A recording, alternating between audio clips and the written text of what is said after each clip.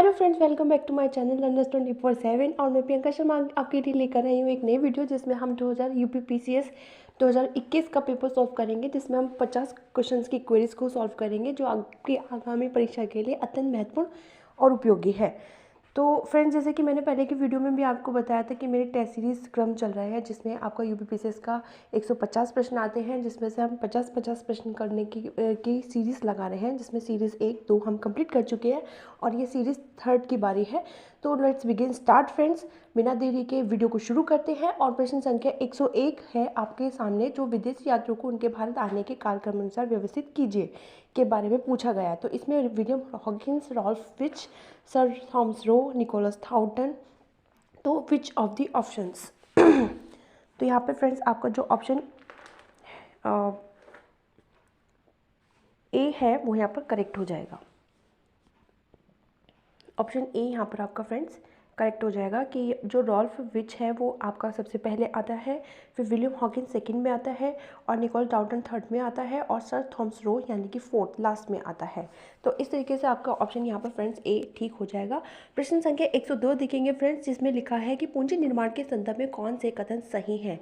Option है आपका पूंजी निर्माण की प्रक्रिया बचतों और वित्तीय संस्थाओं को प्रभावित पर निर्भर करती है। ऑप्शन सेकंड है निवेश पूंजी निर्माण के लिए एक अनिवार्य कारक है। ऑप्शन है केवल एक, केवल दो, केवल एक और दो दोनों, ना तो एक ना ही दो।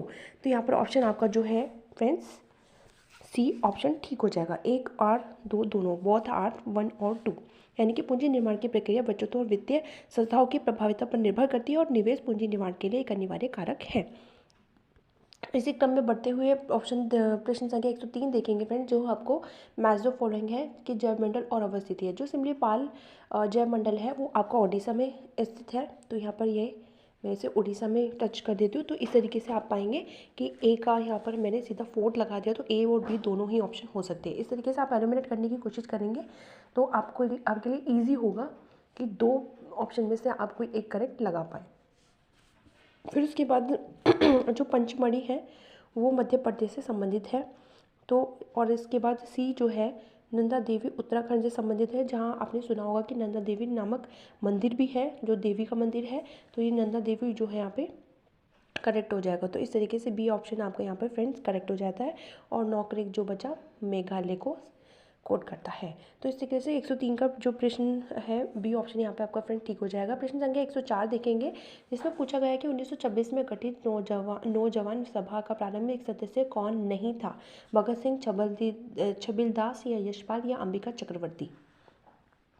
तो फ्रेंड्स यहाँ पर आपका अंबिका चक्रवर्ती जो थी वो नौजवान सभा की प्रारंभिक सदस्य नहीं थी। 1926 में नौजवान सभा प्रारंभिक सदस्य बनी थी, तो वो यशपाल, भगत सिंह, छबिलदास थे, लेकिन अंबिका चक्रवर्ती इसकी सदस्य नहीं थी। प्रश्न संख्या 105 देखेंगे फ्रेंड्स, जिसमें पूछा गया कि इंडोनेशिया के द्वीप समूह में पश्चिम से पूर्व दिशा की ओर सही क्रम में कौन सा है, इनमें से कौन सा है।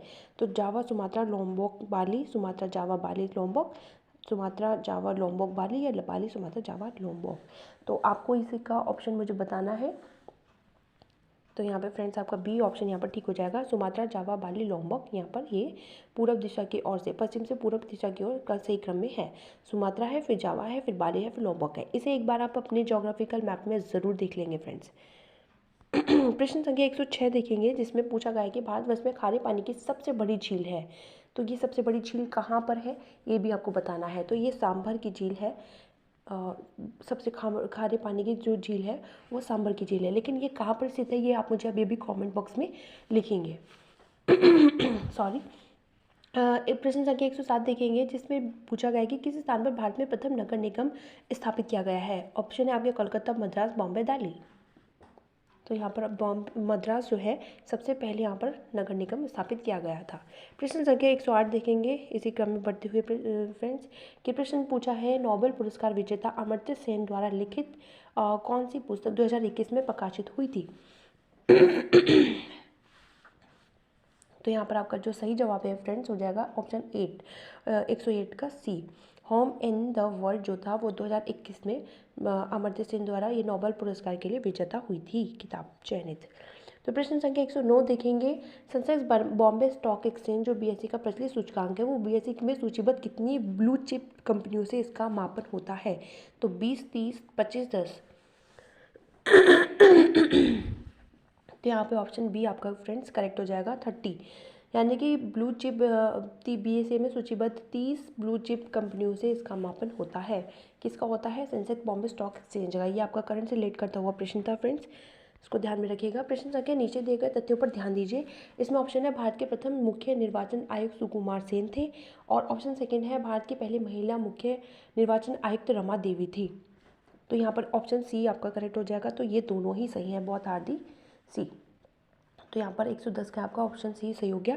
प्रश्न संख्या 111 देखेंगे, जिसमें पूछा गया कि उत्तर प्रदेश का निम्न में से कौन सा जिला क्षेत्रफल की दृष्टि से सबसे छोटा है। तो उत्तर प्रदेश का एक ऐसा जिला जो सबसे क्षेत्रफल की दृष्टि से सबसे छोटा है, तो इसमें हमीरपुर, हाथरस, हरदोई या हापुड़। तो फ्रेंड्स हापुड़ यहाँ पर सबसे छोटा जिला है क्षेत्रफल की दृष्टि से उत्तर प्रदेश में। तो प्रश्न संख्या 112 देखेंगे कि विश्व का पहला हृदय प्रत्यारोपण निम्न में से किसने किया था? डॉक्टर वेणुगोपाल ने, विलियम हार्वे ने, क्रिश्चियन बर्नार्ड ने या विलियम बेंटिंक ने?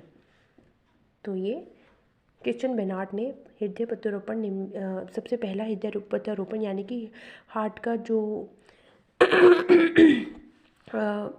ऑपरेशन होता है वो क्रिश्चियन बर्नार्ड ने यहाँ पर सबसे पहले किया था, प्रत्यारोपण किया था। प्रश्न संख्या 113 देखेंगे फ्रेंड्स, जिसमें पूछा गया है कि मिकांग नदी के संदर्भ में कौन सा सही है। तो ऑप्शन है आपका मिकांग का उद्गम तिब्बत के पठार से होता है, मिकांग का डेल्टा दक्षिण कंबोडिया से में स्थित है। तो आपका ऑप्शन रहेंगे केवल एक, केवल दो, केवल एक और दो, दोनों, ना तो एक नहीं दो। तो यहाँ पर आपका ऑप्शन ए यहाँ पर फ्रेंड ठीक हो जाएगा। केवल मिकांग का उद्गम जो है वो तिब्बत के पठार से होता है, लेकिन मिकांग का जो डेल्टा दक्षिण कंबोडिया में स्थित है, तो ये बात सही नहीं है। इसका उद्भव जो है तिब्बत में है। अगर आपने इसे ज्योग्राफिकल मैप में देखा होगा तो ही इसका आपका ऑप्शन सही कर पाएंगे, वरना ये गलत हो जाएगा। अभी जाकर आप इसे ज्योग्राफिकल मैप में ज़रूर देख लीजिएगा। प्रश्न संख्या 114 देखेंगे फ्रेंड्स, जिसमें पूछा गया है कि सामान्य दृष्टि के लिए निम्न में से कौन सा विटामिन आवश्यक होता है? फॉलिक अम्ल या राइबोफ्लेविन या नियासिन या रेटिनल? तो यहाँ पर आपका ऑप्शन डी रेटिनल फ्रेंड्स ठीक हो जाएगा। तो जो है विटामिन आवश्यक होता है सामान्य दृष्टि के लिए, तो ये रेटिनल है। ऑप्शन प्रश्न संख्या 115 देखेंगे फ्रेंड्स, जिसमें पूछा गया है क्या आप मुझे एक भी स्वतंत्र देश दिखा सकते हैं जहां अलग मताधिकार हो? अंग्रेज जा चुके हैं परंतु वे शरारत छोड़ गए हैं। ये उपयुक्त जो वाक्य है संविधान सभा के बहस में कहा था, लेकिन ये कहा किसने था? सोमनाथ लाहिड़ी ने, जवाहरलाल नेहरू ने, सरदार वल्लभ भाई पटेल ने या एनजी रंगा ने? तो यहाँ पर आपका ऑप्शन सी सही हो जाएगा कि सरदार वल्लभ भाई पटेल ने ये वाक्य कहे थे। प्रश्न संख्या 116 देखेंगे फ्रेंड्स, जिसमें कहा गया है कि वैश्विक शांति सूचकांक 2021 के अनुसार निम्न में से विश्व का सबसे शांतिपूर्ण क्षेत्र कौन सा है? अफ्रीका है, यूरोप है, ऑस्ट्रेलिया है या दक्षिण अमेरिका है? ये विश्व शांति सूचकांक 2021 इंडेक्स जो जारी हुई थी, तो उसमें शांतिपूर्ण क्षेत्र कौन सा रहा था? तो यहाँ पर आपका ऑप्शन बी सही हो जाएगा। यूरोप को शांतिपूर्ण क्षेत्र के नाम से क्षेत्र घोषित किया गया था। प्रश्न संख्या 117 देखेंगे फ्रेंड्स, जिसमें कथन और कारण है। कथन कहता है कि मानव शरीर अपने लिए आवश्यक सभी विटामिनों का संश्लेषण कर लेता है, और आर कहता है कि शरीर के उचित विकास के लिए विटामिन अनिवार्य होते हैं। तो आपके ऑप्शन क्या है? ए और आर दोनों सही, आर ए की सही व्याख्या करता है। ए और आर दोनों सही है, किंतु आर ए की सही व्याख्या नहीं करता। ए सही है, आर गलत है, ए गलत है, आर सही है। Which of the options? It's D R correct. A गलत, आर सही। यानी कि मानव शरीर अपने लिए आवश्यक सभी विटामिनों को संश्लेषण कर लेता होता, तो हमें बाहर से अन्य विटामिन लेने की ज़रूरत ही नहीं होती। तो यहाँ पर ए गलत हो जाता है और आर सही हो जाता है कि शरीर के जो उचित विकास के लिए विटामिन अनिवार्य होते हैं। माफ़ी चाहूँगी फ्रेंड्स। प्रश्न संख्या 118 देखेंगे कि सुगम्य भारत अभियान संबंधित है। तो ऑप्शन है आपका दिव्यांग व्यक्तियों से, बाल स्वास्थ्य से, महिला सशक्तिकरण से या वंचित लोगों से। तो जो सुगम्य भारत अभियान है वो आपका दिव्यांग व्यक्तियों से संबंधित है। जो सुगम्य भारत अभियान चलाया गया था वो दिव्यांग व्यक्तियों से के लिए चलाया गया था। प्रश्न संख्या 119 देखेंगे, विद्युत विभव के संदर्भ में निम्न कथनों में से कौन सा सही है? ऑप्शन है आपका ये एक आदर्श राशि है, ये एक सादिश राशि है। आदिश राशि या सादिश राशि है? तो ऑप्शन आपके केवल एक, केवल दो, एक और दो, दोनों, ना तो एक ना ही दो। तो प्रश्न संख्या आपकी केवल एक यहाँ पर सही हो गया है कि ये एक आदिश राशि है। विद्युत विभव जो है वो क्या है? तो ये एक आदिश राशि है। प्रश्न संख्या 120 देखेंगे, जिसमें हमें मैच द फॉलोइंग करनी है। एक तरफ भारत के राज्य है, दूसरी तरफ उससे सबसे ऊंची चोटी के बारे में हमें बताया गया है। तमिलनाडु में डोडा बेटा चोटी, आपने अगर ज्योग्राफिकल मैप पढ़ा हो तो देखा होगा कि डोडी बेटा चोटी जो है तमिलनाडु में है। तो इस तरीके से मैं ए का 4 लगा दूंगी, जिस तरीके से मेरे ऑप्शन हो जाएंगे सी और डी में से कोई एक। तो इसको थोड़ा सा एलिमिनेट करने की कोशिश करते हुए हम इसको आंसर देंगे। तो यहाँ पर राजस्थान में जो है वो सारामती चोटी है। राजस्थान में गुरु शिखर चोटी है। राजस्थान में आपकी गुरु शिखर चोटी हो गई। तो इस तरीके से मेरा जो डी ऑप्शन है यहाँ पर सही हो गया। और नागालैंड में सारामती है और मध्य प्रदेश में धूपगढ़ चोटी है। तो इस तरीके से डी ऑप्शन आपका फ्रेंड्स ठीक हो गया। प्रश्न संख्या 121 देखेंगे। एक अनवीनीकृत ऊर्जा का स्रोत है। सौर ऊर्जा है, पेट्रोलियम है, वायु ऊर्जा है या बायोगैस है। तो यहाँ पे आपका फ्रेंड्स बी सही हो जाएगा कि पेट्रोलियम जो है अनवीनीकृत ऊर्जा का स्रोत पेट्रोलियम है। प्रश्न संख्या 122 देखेंगे फ्रेंड्स, जिसमें पूछा गया है कि 2019-20 में निम्नलिखित देशों में से किससे भारत का व्यापार शेष अधिवक्य सर्वाधिक रहा है। तो यूएसए है, चीन, जापान या संयुक्त अरब अमीरात। तो यहाँ पर आपका ऑप्शन ए ठीक हो जाएगा फ्रेंड्स। ये 2019-20 में देश में भारत का सबसे व्यापार शेष अधिवक्य सर्वाधिक रहा था, वो यूएसए से, अमेरिका से रहा था। प्रश्न संख्या 123 देखेंगे फ्रेंड्स, जिसमें पूछा गया है कि सिविल सेवाओं में सुधार हेतु पीसी होता समिति का जो गठन किया गया था वो किस वर्ष किया गया था। 2003 में, 4 में, 5 में, 6 में। तो फ्रेंड्स ये 2004 में किया गया था, जो करंट में भी बहुत रहा था। प्रश्न संख्या 124 देखेंगे फ्रेंड्स, कार्बन क्रेडिट की अवधारणा उत्पन्न हुई है अर्समिट रेडियो डे जेनेरियो द्वारा, कोटो प्रोटोकॉल द्वारा, मॉनिटर प्रोटोकॉल या G8 समिट हेलीजिंडम द्वारा। तो ये यहाँ पे आपका बी ऑप्शन जो है करेक्ट हो जाएगा, क्योटो प्रोटोकॉल। कार्बन क्रेडिट की अवधारणा जो है वो क्योटो प्रोटोकॉल अवधारणा से उत्पन्न हुई है। प्रश्न संख्या 125 है, सातवाहन शासकों के संदर्भ में निम्न कथनों में से कौन सा सही है। ऑप्शन ए है, सातवाहन नरेश प्राकृत भाषा के पोषक थे। सातवाहन काल में कला के लोक पक्ष को अधिक प्रोत्साहन मिला है। तो आपके ऑप्शन है केवल एक, केवल दो, एक और दो, दोनों, ना तो एक और ना ही दो। तो यहाँ पर आपका जो ऑप्शन है बी करेक्ट हो जाएगा, बोथ आर दी 1 और 2। ये सातवाहन नरेश जो थे प्राकृत भाषा के पोषक थे और सातवाहन काल में कला के लोक पक्ष को अधिक प्रोत्साहन मिला है। तो प्रश्न संख्या 126 देखेंगे फ्रेंड्स, जिसमें पूछा गया है कि कौन सा प्रकार पराबैंगनी किरणों को काटता है। सोडा कांच, पायरेक्स कांच, जेना कांच या कुकरस कांच। तो यहाँ पे आपका जो ऑप्शन है डी करेक्ट हो जाएगा फ्रेंड्स, कि डी जो है कहता है कुकरस कांच जो है पराबैंगनी किरणों को काटता है, कुकरस कांच। ये आपका फिजिक्स से, साइंस से रिलेट करता हुआ प्रश्न था। प्रश्न आगे बढ़ते हुए प्रश्न संख्या 127 देखेंगे, जिसमें पूछा गया है स्थानीय पवनों का नाम और दूसरा उसका स्थान। तो इसमें कौन सा करेक्ट नहीं है, ये पूछा गया है कौन सा सही सुमेलित नहीं है। तो यहाँ पे लोवेश जो है स्पेन से संबंधित है, ब्रेक फील्डर ऑस्ट्रेलिया से संबंधित है, ब्लैक रोलर उत्तरी अमेरिका से संबंधित है, शामल ऑस्ट्रेलिया से संबंधित है। तो यहाँ पर आपका डी सही हो जाता है, शामल ऑस्ट्रेलिया से संबंधित नहीं है, लेकिन लोवेश स्पेन से संबंधित है, ब्रिक फील्डर ऑस्ट्रेलिया से है और ब्लैक रोलर उत्तरी अमेरिका से है, लेकिन शामल ऑस्ट्रेलिया से संबंधित यहाँ पर नहीं है। जो स्थानीय पवन का नाम है ये स्थानीय पवन है कि स्पेन में स्थानीय पवन को लेवेश कहते हैं, ऑस्ट्रेलिया में स्थानीय पवन को ब्रेक फील्डर कहते हैं और उत्तरी अमेरिका में ब्लैक रोलर कहते हैं, लेकिन ऑस्ट्रिया में शामिल ना कहकर कुछ और कहते हैं। लेकिन वो क्या कहते हैं ये आप मुझे कमेंट बॉक्स में ज़रूर बताइएगा। ये मैं प्रश्न आपके ऊपर छोड़ती हूँ फ्रेंड्स, इसको आप मुझे कमेंट बॉक्स में ज़रूर बताइएगा। और ये प्रश्न संख्या 128 देखते हैं फ्रेंड्स, जिसमें मैच द फॉलोइंग है। एक तरफ कंट्री है, मतलब राज्य है, और दूसरी तरफ राज्यसभा में प्रतिनिधित्व है। तो राजस्थान में राज्यसभा से कितना प्रतिनिधित्व है ये आपको हमें बताना है। तो यहाँ पर ऑप्शन दिया गया है आपको। तो राजस्थान में 10 सीटें हैं राज्यसभा में जो प्रतिनिधित्व करती है, राजस्थान की 10 सीटें करती हैं। गुजरात में 11 सीटें करती हैं, कर्नाटक में 12 सीटें करती है और पंजाब में 2 सीटें, पंजाब में 7 सीटें करती हैं। तो इस तरीके से जो आपका ऑप्शन ए है यहाँ पे फ्रेंड ठीक हो जाएगा।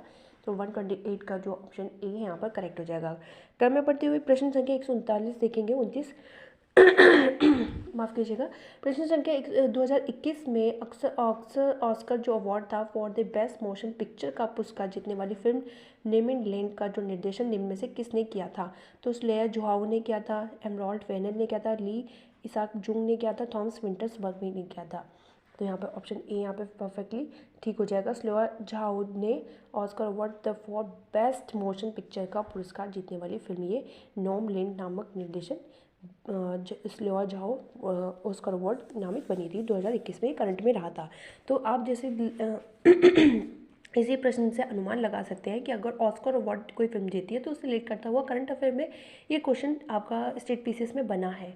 तो अभी हाल ही में करंट अफेयर में भी आप बने रहिए। हाल ही में करंट अफेयर में एक ऐसी मूवी है जो इंडियन मूवी है, तमिल मूवी है, जो जिसे ऑस्कर मिला है और ये RRR है, RRR करके। ये जूनियर NTR की जो मूवी है उससे रिलेटेड उससे है, जिसमें नाटू नाटू जो सॉन्ग है उसको ऑस्कर अवार्ड मिला है। तो ये काफ़ी करंट में रहा है, तो इस तरीके का प्रश्न भी आगामी परीक्षा में आपके लिए बन सकता है। उस लिहाज से आपको इस पर बहुत ही ज़्यादा ध्यान देने की ज़रूरत है।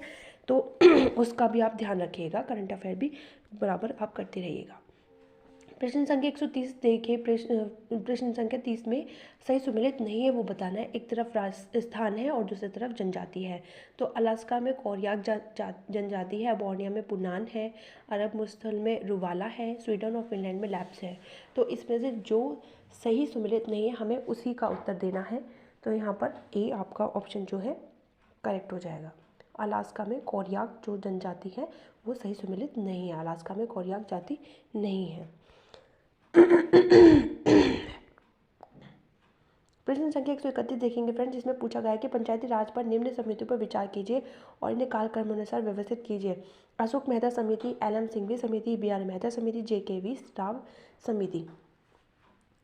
तो फ्रेंड्स यहाँ पर आपका जो सही करेक्ट आंसर आपको लगाना है तो वो सबसे पहले BR मेहता समिति आती है, फिर अशोक मेहता समिति आती है, फिर JKV राव समिति आती है और उसके बाद LM सिंघवी समिति आती है। तो यहाँ पर आपका बी ऑप्शन करेक्ट हो जाएगा फ्रेंड्स। आपने ये पढ़ा होगा, ये आपका पॉलिटी से रिलेट करता हुआ प्रश्न है, इसे एक बार और देख लीजिएगा। प्रश्न संख्या 132 देखेंगे कि उत्तर प्रदेश के राज्य लोक सेवा आयोग के कार्यों में विस्तार किया जा सकता है। तो ऑप्शन है आपका प्रधानमंत्री द्वारा, केंद्रीय कार्मिक लोक शिकायत और पेंशन मंत्रालय द्वारा, राष्ट्रपति द्वारा या उत्तर प्रदेश विधानमंडल द्वारा। तो यहाँ पे आपका ऑप्शन जो डी है करेक्ट हो जाएगा। उत्तर प्रदेश विधानमंडल द्वारा राज्य लोक सेवा आयोग के कार्यों में विस्तार किया जा सकता है। किसके कार्य द्वारा किया जा सकता है? तो राज्य के विधानमंडल द्वारा राज्य लोक सेवा आयोग के कार्य में विस्तार किया जा सकता है। प्रश्न संख्या 133 देखेंगे फ्रेंड्स, आगे बढ़ते हुए। तो इसमें दिया गया है कथन और कारण। कथन कहता है कि तीस्ता नदी पहले गंगा की सहायक नदी थी, आजकल वह ब्रह्मपुत्र की सहायक नदी है। तीस्ता नदी जो थी पहले गंगा की सहायक नदी थी और वह आजकल ब्रह्मपुत्र की सहायक नदी है, इस तरीके से कथन कहता है। आर कहता है कि नदी अपहरण हिमालय की नदियों का एक प्रमुख गुण है। और ऑप्शन जैसे कि आपके सामने स्क्रीन पे है कि एक और आर दोनों सही है, आर की सही व्याख्या करता है, ए और दोनों सही है और आर की सही व्याख्या नहीं करता है। ए सही है, आर गलत है, ए गलत है, आर सही है। तो विच ऑफ द ऑप्शंस? तो यहाँ पे फ्रेंड्स आपका ए और आर मतलब ए यहाँ पे आपका ठीक हो जाएगा। ए और दोनों सही है और आर की सही व्याख्या करता है कि तीस्ता नदी पहले गंगा की सहायक नदी होती थी और वह आजकल ब्रह्मपुत्र की सहायक नदी हो गई है। और नदी अपहरण हिमालय की नदियों का एक प्रमुख गुण है। वो नदी कहीं से निकलकर कहीं मिल जाती है, फिर उसके बाद वो कहीं किसी की सहायक नदी हो जाती है। तो इसी क्रम में आगे बढ़ते हुए प्रश्न संख्या 134 देखेंगे, जिसमें पूछा गया है कि भारत के वित्त आयोग का प्राथमिक कर्तव्य है। ऑप्शन है आपका संघ और राज्य के मध्य कर राजस्व के वितरण हेतु सिफारिशें देना, संघीय वार्षिक बजट तैयार करना है, राष्ट्रपति को वित्तीय मामलों पर परामर्श देना, संघ व राज्य सरकारों के विभिन्न मंत्रालयों विभागों के लिए निधियों का विनिधान करना। तो यहाँ पे आपका ऑप्शन ए यहाँ पर परफेक्टली करेक्ट हो जाता है फ्रेंड्स कि ए संघ और राज्यों के मध्य कर राजस्व के वितरण हेतु सिफारिशें देना। इसी क्रम में बढ़ते हुए प्रश्न संख्या 135 देखेंगे फ्रेंड्स, जिसमें पूछा गया कि श्रम संबंधी अधिनियमों को मजदूरी संहिता 2019 में शामिल किया गया है। न्यूनतम मजदूरी अधिनियम द्वारा, बोनस भुगतान अधिनियम द्वारा, संविदा श्रम अधिनियम द्वारा, समान पारिश्रमिक अधिनियम द्वारा। तो आपके नीचे कूट दिए गए हैं 1 और 2, 2 3, 1 2 4, 1 2 3 4। तो यहाँ पर आपका ऑप्शन न्यूनतम मजदूरी द्वारा ये बात सही है और बोनस भुगतान अधिनियम ये भी सही है और समान पारिश्रमिक अधिनियम सही है। तो इस तरीके से ऑप्शन सी आपके यहाँ पे ठीक हो जाता है, लेकिन संविदा श्रम अधिनियम ये आपका फ्रेंड्स ठीक नहीं है। तो 2019 में शामिल किया गया है न्यूनतम मजदूरी अधिनियम, बोनस भुगतान अधिनियम और समान पारिश्रमिक अधिनियम। प्रश्न संख्या 136 देखेंगे फ्रेंड्स, जिसमें पूछा गया कि एक 1924 के कानपुर षड्यंत्र मामले में शामिल नहीं था। तो मुजफ्फर अहमद था, नलिनी गुप्ता था, शौकत उस्मानी था, M.A. अंसारी था। तो यहाँ पर ये करंट से रिलेट करता हुआ प्रश्न था, तो जिसका M.A. अंसारी था जो 1924 के कानपुर षड्यंत्र मामले में शामिल नहीं था। M.A. अंसारी। प्रश्न संख्या 137 देखेंगे। जनगणना 2011 के अनुमानों के अनुसार भारत में निम्न में से कौन सा एक सर्वाधिक जनसंख्या वाला राज्य है? तो यहाँ पे उत्तर प्रदेश सबसे ज़्यादा जनसंख्या वाला राज्य है, इसमें कोई सोचने वाली बात ही नहीं है। प्रश्न संख्या 138 है, जिसमें हमें सही सुमेलित नहीं बताना है कि जो इसमें सही सुमेलित नहीं है वो क्या है। तो यहाँ पे आपका ऑप्शन आपके सामने ही है। तो न्यायपालिका व कार्यपालिका के पृथक्करण अनुच्छेद 50 में बताया गया, ये बात सही है। आर्टिकल 50 में बताया गया है। अनुसूचित जाति और अनुसूचित जनजाति के शैक्षणिक एवं आर्थिक हेतु की अभिवृद्धि, आर्टिकल 46 में ये बात सही है। सहकारी सोसाइटी का जो संवर्धन है आर्टिकल 43A में है, तो यहाँ पर ये ठीक नहीं है। तो इस तरीके से ऑप्शन सी यहाँ पे करेक्ट हो जाता है। ये 43A में नहीं है। सहकारी सोसाइटी का जो संवर्धन है वो आर्टिकल 43 में नहीं है, लेकिन ये किस आर्टिकल के तहत है ये आप मुझे कमेंट बॉक्स में ज़रूर बताइएगा।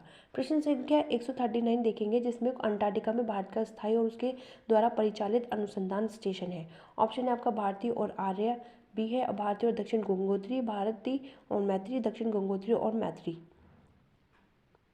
तो यहाँ पे ऑप्शन आपका सी ठीक हो जाएगा फ्रेंड। भारतीय और मैत्री जो है अंटार्कटिका में भारत का स्थायी और उसके परिचालित अनुसंधान स्टेशन है।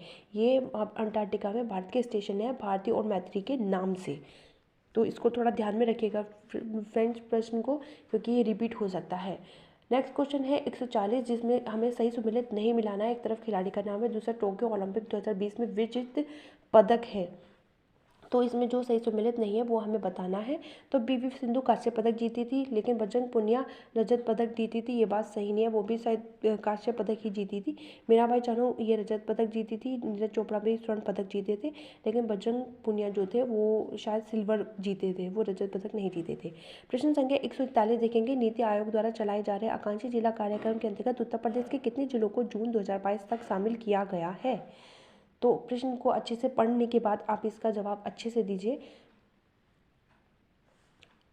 जी बिल्कुल, तो ऑप्शन सी यहाँ पर 8 आपका ठीक हो जाएगा। जा रहे आकांक्षी जिला कार्यक्रम के अंतर्गत उत्तर प्रदेश के कितने जिलों को जून 2028 तक 21 तक शामिल किया गया है? तो वो ऑप्शन सी आपका यहाँ पर करेक्ट हो जाएगा 8। प्रश्न संख्या 142 देखेंगे, जिसमें पूछा गया है कि किस संगठन द्वारा वर्ल्ड पॉपुलेशन रिपोर्ट 2021 द्वारा जारी किया गया है? ऑप्शन है आपका अंतर्राष्ट्रीय मुद्रा कोष, संयुक्त राष्ट्र जनसंख्या कोष, विश्व स्वास्थ्य संगठन, संयुक्त राष्ट्र विकास कार्यक्रम। तो यहाँ पे आपका ऑप्शन बी ठीक हो जाएगा फ्रेंड्स, कि संयुक्त राष्ट्र जनसंख्या कोष जो है आपका वर्ल्ड पॉपुलेशन रिपोर्ट 2021 जारी किया गया है। प्रश्न संख्या 143 देखेंगे फ्रेंड्स, जिसमें हमें मैथ्स फॉलोइंग करने, एक तरफ ग्रंथ है, दूसरा उसके रचयिता है। तो हमें बताना है कि कौन सा ग्रंथ किस रचयिता का है। तो जो रागमाला है वो किससे संबंधित है? तो ये रागमाला जो लिखी है वो पुंडरीक विट्ठल ने लिखी है। रस कौमुदी जो लिखी है वो श्रीकंठ ने लिखी है। राग विबोध जो लिखी है वो सोमनाथ जी ने लिखी है। और चतुंडी प्रकाशिका जो लिखी है वो वेंकट रमन ने लिखी है। तो इस तरीके से आपका 143 का ऑप्शन ए यहाँ पर फ्रेंड्स करेक्ट हो जाएगा। तो रागमाला मैं आपके लिए फिर से रिपीट कर देती हूँ कि जो रागमाला है वो पुंडरीक विट्ठल से संबंधित है, और जो रस कौमुदी है वो आपका श्रीकंठ से संबंधित है, और जो राग विबोध है वो आपका सोमनाथ जी से रचित संबंधित है, और चतुंडी प्रकाशिका वेंकट रमन ने लिखी है। प्रश्न संख्या 144 देखेंगे, जिसमें पूछा गया है कि भारत के राष्ट्रपति के विशेष अभिभाषण के संदर्भ में कौन सा कथन सही है? ऑप्शन आपका राष्ट्रपति लोकसभा के संधारण निर्वाचन के पश्चात प्रथम सत्र और प्रत्येक वर्ष के प्रथम सत्र के आरंभ में संसद के दोनों सदनों की संयुक्त बैठक को संबोधित करता है। ऑप्शन 2 है आपका राष्ट्रपति अपने अभिभाषण में संसद को उसके आह्वान के कारणों के विषय में सूचित करता है। ऑप्शन है केवल एक, केवल दो, केवल एक और दो, दोनों, ना तो एक नहीं दो। तो यहाँ पर फ्रेंड्स आपका सी बोथ आर दी 1 और 2 आपका ठीक हो जाएगा, कि राष्ट्रपति लोकसभा के संधारण निर्वाचन के पश्चात प्रथम सत्र और प्रत्येक वर्ष के प्रथम सत्र के आरंभ में संसद के दोनों सदनों की संयुक्त बैठक को संबोधित करता है। राष्ट्रपति अपने अभिभाषण में सदनों को उसके आह्वान के कारणों के विषय में सूचित करता है। तो यहाँ पर आपके 44 का सी ठीक हो जाएगा। इसी क्रम में हम बढ़ते हुए 145वां प्रश्न देखेंगे फ्रेंड्स, जिसमें पूछा गया है कि किस संगठन द्वारा कोविड-19 के बाद दौर में वैश्विक अर्थव्यवस्था के उत्थान हेतु द ग्रेट रीसेट प्रयास को प्रारंभ किया गया है? तो ऑप्शन है आपका विश्व आर्थिक मंच, विश्व बैंक, OECD, अंगटान, UNCTAD। तो विच ऑफ द ऑप्शन? तो यहाँ पर फ्रेंड्स आपका ए करेक्ट हो जाएगा। विश्व आर्थिक मंच कोविड-19 के बाद अर्थव्यवस्था के उत्थान हेतु द ग्रेट रीसेट प्रयास को प्रारंभ किया है विश्व आर्थिक मंच ने। प्रश्न संख्या 146 देखेंगे फ्रेंड्स। लौंग निम्नलिखित में से किसका निरूपण है? अतस्थ कलिका, सहायक कलिका, फूल कलिका, वनस्पति कलिका। बिल्कुल यहाँ पे उसी लौंग की बात हो रही है जिस लौंग को आप भगवान जी के मंदिर में रखते हैं या अपने खाने में शामिल करते हैं, तो उसी में से की बात की जाती है। तो यहाँ पर आपका ऑप्शन सी सही हो जाएगा। तो ये एक फूल कली होती है। लौंग जो होता है किस रूप में यूज़ होता है? तो वो एक फूल कली के रूप में यूज़ होता है। प्रश्न संख्या 147 देखेंगे फ्रेंड्स, जिसमें पूछा गया है कि शीर्षक मुद्रास्फीति टोकरी में सभी वस्तुओं के मूल्य में परिवर्तन को संदर्भित करती है। शीर्षक मुद्रास्फीति का मापन किस आधार पर किया जाता है? ऑप्शन है आपका थोक मूल्य सूचकांक, औद्योगिक श्रमिक उपभोक्ता मूल्य सूचकांक, सामूहिक उपभोक्ता मूल्य सूचकांक, शहरी उपभोक्ता मूल्य सूचकांक।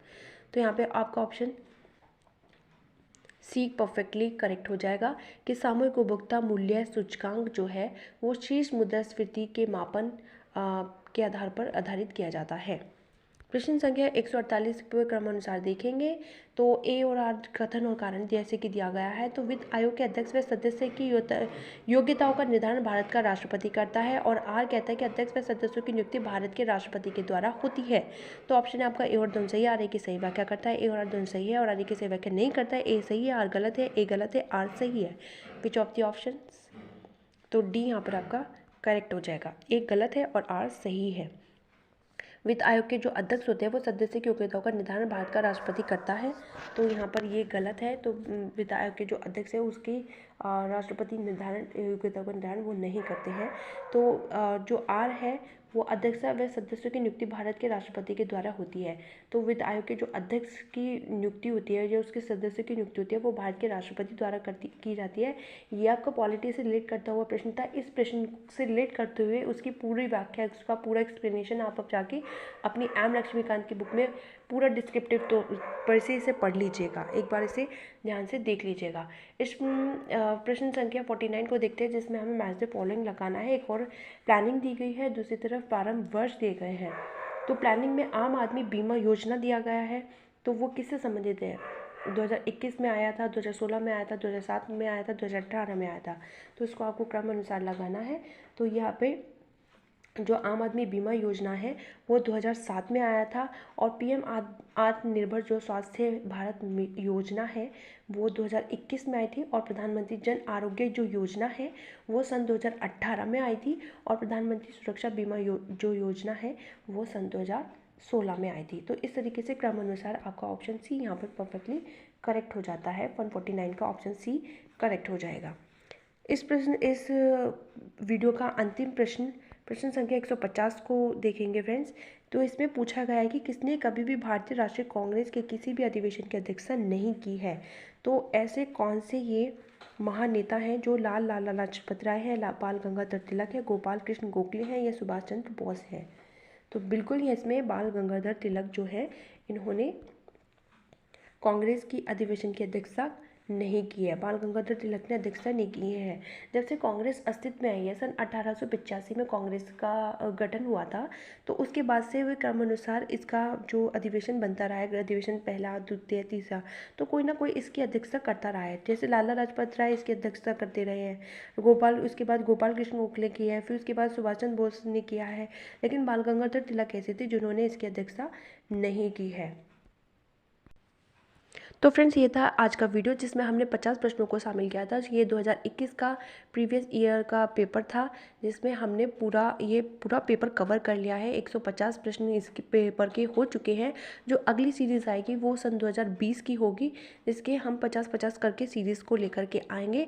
आप उन्हें भी देखना ना भूलें और इसका भी मल्टीपल रिविज़न लेते रहे। वीडियो कैसी लगी इसे हमें कमेंट बॉक्स में लिखिए, और वीडियो को शेयर कीजिए, लाइक कीजिए, सब्सक्राइब कीजिए, और वीडियो और अपनी तैयारी को और बेहतरीन बनाइए, और हमें इजाज़त दीजिए। अब तब तक के लिए शुक्रिया, और वीडियो देखने के लिए बेहद शुक्रिया। नमस्कार।